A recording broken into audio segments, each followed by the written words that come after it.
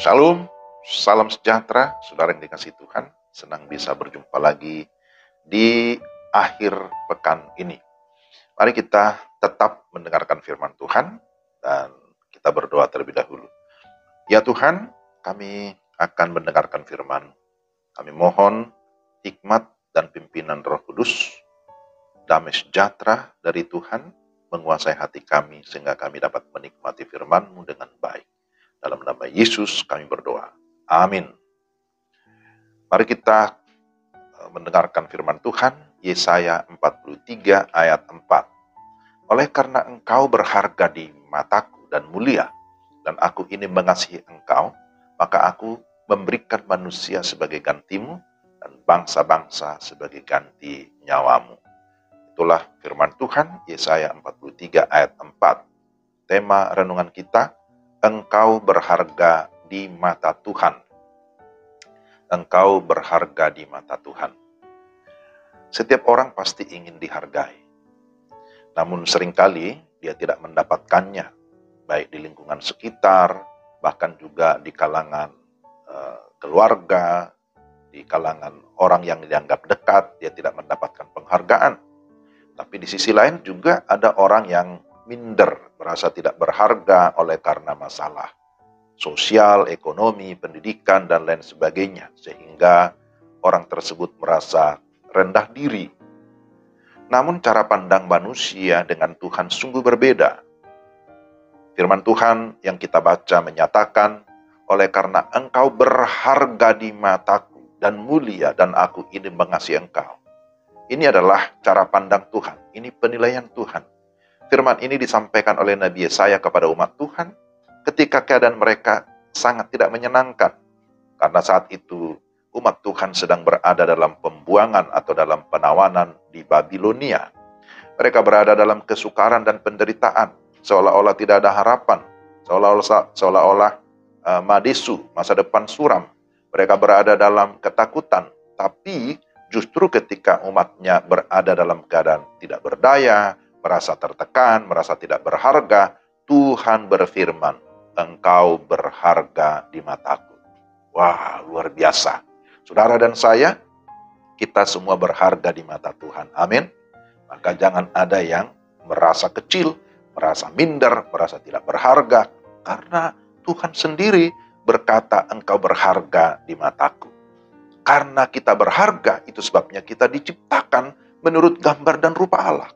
Ini hal pertama. Tuhan menciptakan kita menurut gambar dan rupa Allah. Berbeda dari seluruh ciptaan yang lain. Tapi kemudian bukan saja kita dicipta lalu dibiarkan. Tapi kita dikasihi.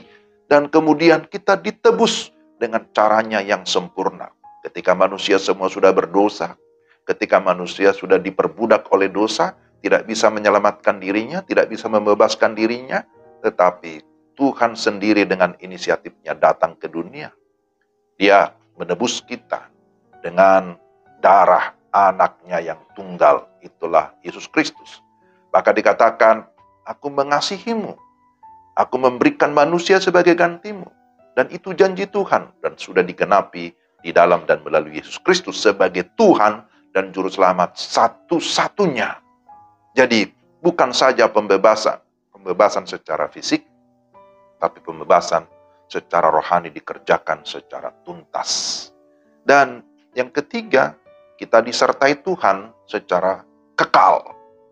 Ada janji penyertaan Tuhan yang berlaku bagi semua orang percaya, bahkan dalam segala keadaan, dalam sepanjang perjalanan kehidupan kita, melewati berbagai rintangan, berbagai cobaan, berbagai penderitaan, Tuhan berkata, jangan takut, aku menyertai kamu.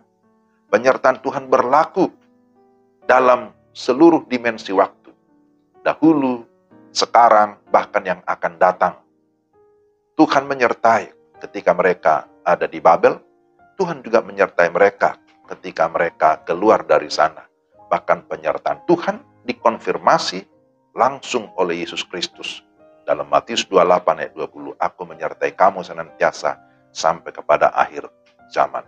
Jadi saudara-saudara, kehidupan kita tidak bergantung pada apa kata orang dan tidak bergantung pada dunia ini. Karena memang dunia tidak bisa diandalkan, manusia tidak bisa diandalkan, tetapi kita bergantung hanya kepada Tuhan, karena Dialah yang bisa diandalkan. Dia yang sungguh-sungguh menghargai kita. Dia yang sudah menciptakan, Dia yang sudah menebus kita dengan kasih-Nya yang begitu besar, tapi Dia berjanji menyertai kita. Maka karena itu, mari kita menghargai kehidupan ini. Apa yang Tuhan hargai, kita juga harus hargai. Kita bersyukur, dan mari kita terus memberi diri untuk dipakai oleh Tuhan, menjadi alat Tuhan di tengah-tengah dunia ini. Terutama juga memberitakan keselamatan kepada orang-orang lain yang merasa tidak berharga, sehingga mereka juga dapat merasakan kasih yang begitu besar dari Tuhan. Mari kita berdoa. Ya Tuhan, terima kasih untuk renungan hari ini yang sungguh meneguhkan hati kami, yang sungguh menguatkan kami, bahwa Tuhan sungguh-sungguh menghargai kami. Tuhan mengasihi kami dengan kasih yang begitu besar.